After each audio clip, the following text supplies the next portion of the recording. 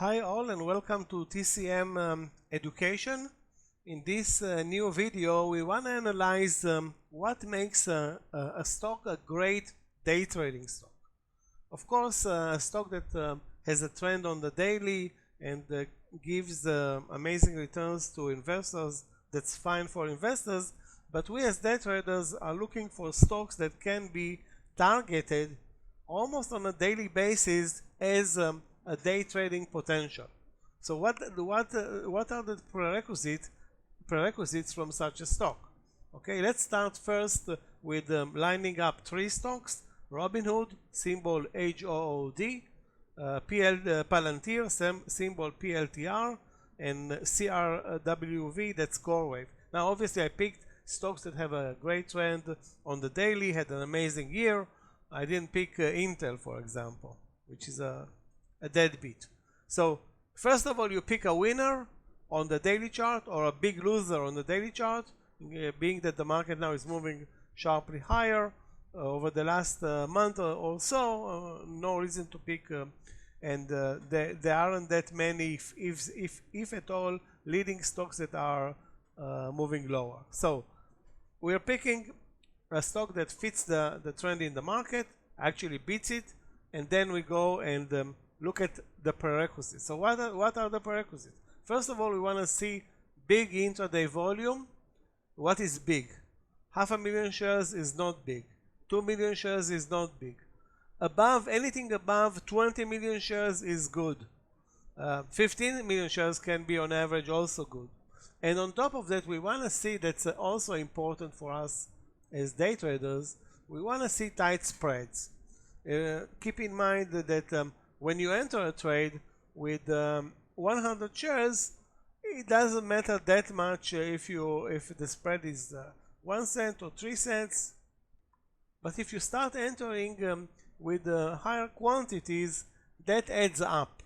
Okay, so you, on top of the commissions that you pay or don't pay, depends on your broker, the spreads are a factor. So if you're entering a trade at 77 and that's where the ask is and the bid is at 76, you're already down 1,000 when you press the button. You don't want to trade such a stock. Okay, I'm guessing that everybody agrees. So Robinhood, you can see the ticks here, which are the spread running in front of you. Most of the time it will be hold on a second, my mistake. Most of the time it's going to be 1 to 3 ticks. That's here. Okay, 1 to 3 ticks. The volume after lunch already is 34 million shares. Now if the volume is not 34, is it 25? Should it break the deal? Of course not. One additional and super important piece of the puzzle is the intraday trend. If there is no intraday trend, why would you even bother looking at the stock?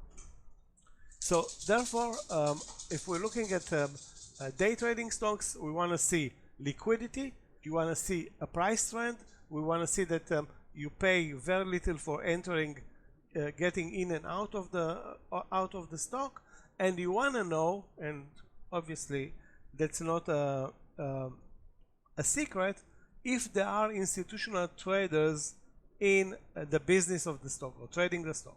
So in the case of Robinhood, I'm not going to do it right now. You can easily go to Yahoo Finance, check who are basically behind the participants in the ownership of Robinhood, and you'll find that it's I don't know if it is 75 or 80% or 90% institutional.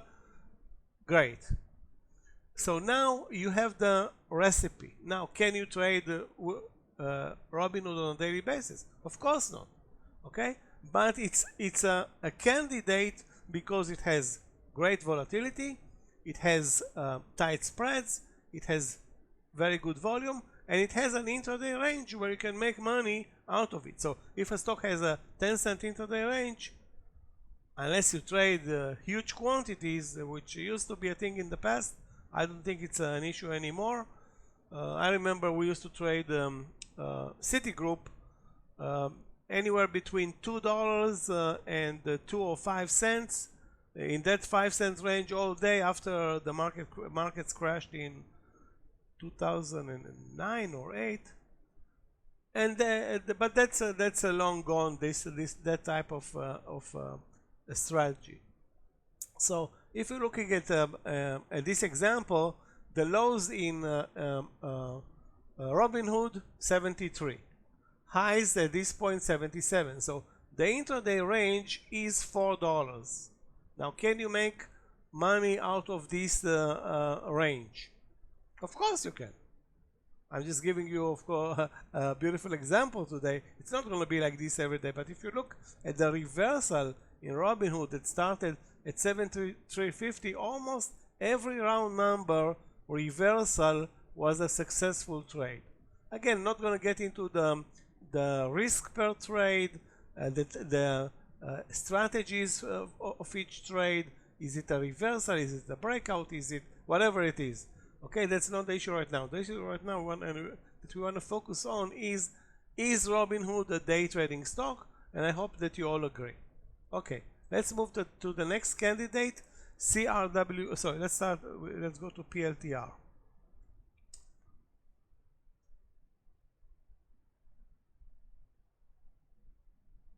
Okay, if you remember,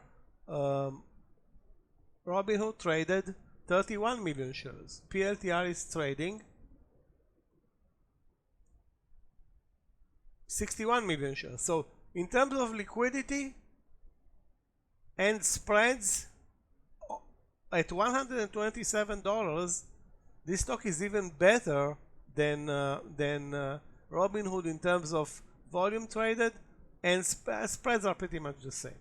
Now the issue is, can you catch PLTR on a day where it has a clear uptrend?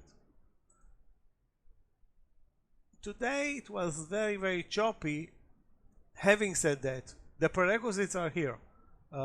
If you go to Yahoo Finance, you can easily find that most of the shareholders of PLTR, not the public, are institutional investors, ETF and so forth.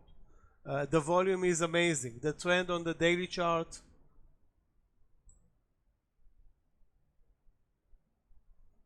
well, it's not an amazing trend. This is PLTR, of course, on the daily chart, but going back 1 year, the stock was $30. So a huge winner can go. You can, and I forgot to talk about the short side of the market. Of course, you want to see that the stock that you're trading is shortable, because one day you have an opportunity to trade it long, the other day you have an opportunity to trade it short. So it should be fair. Longs and shorts must be a part of the game. PLTR, therefore, although today doesn't look that amazing, and I'm not going to show you yesterday's chart, you can do it yourself. Look at the chart of June 5th, and you'll see it in amazing sell-off day.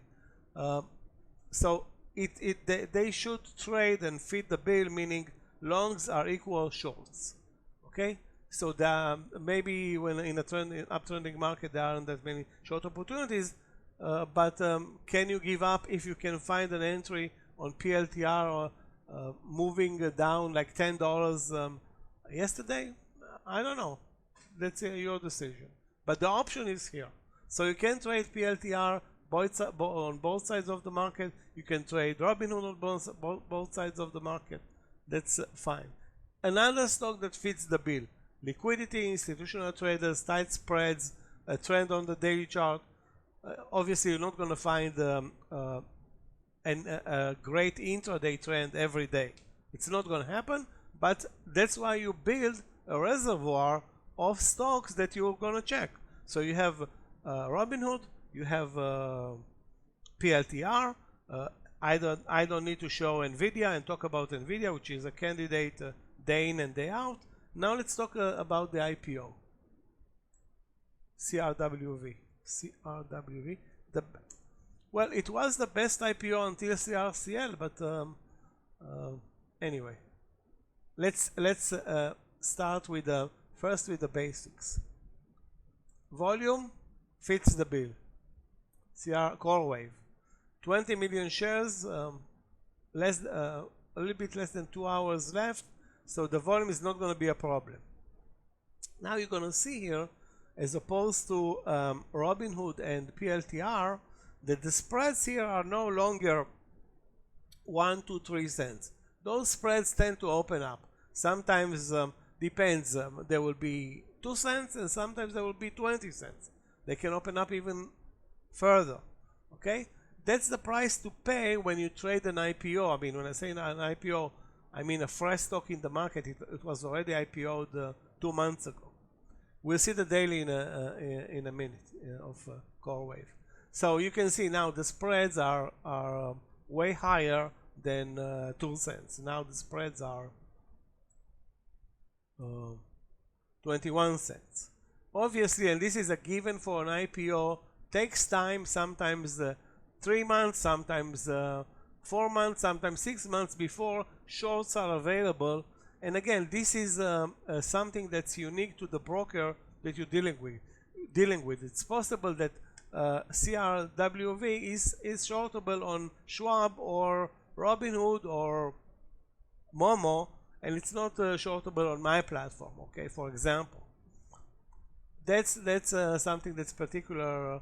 And that's why upfront, when you deal with an IPO, most of us will have to look only for one-sided move of the market, at least in the first 3 to 6 months. Then things will change. So you want to know who are the owners behind CRWV. Okay, again, you go to Yahoo Finance and figure out that NVIDIA owns 20% of the shares. And alongside NVIDIA, there are major investment houses, and then you ask yourself, okay, why did the CRWV deliver the move from 40 to 160 in a month? Maybe there are additional reasons, but again, this type of an intraday chart is sorry, daily chart, not intraday chart. This type of a daily chart is something that you don't see very often. Again, so who's behind it? Obviously not day traders. Obviously not retail traders, which will buy at 50 and sell at 51, maybe at 55. But if NVIDIA owns 20% of the shares, they won't sell, I think, even at 500 maybe. Again, that's the strategy.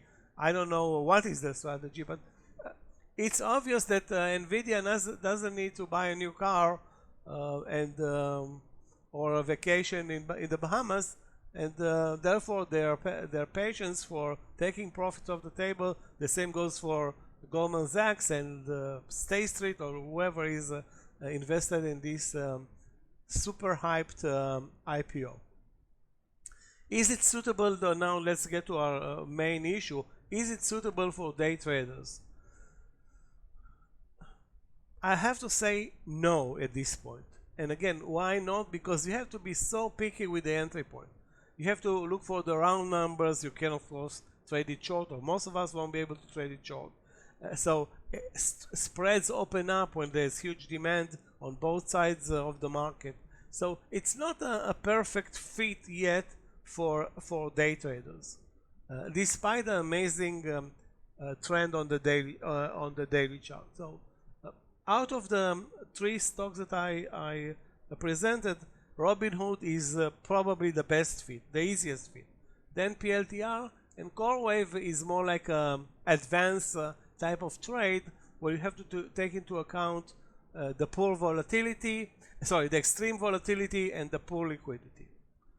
Okay guys, I hope it was illuminating enough. Please share this video with your friends, and we'll see you in our next one ASAP.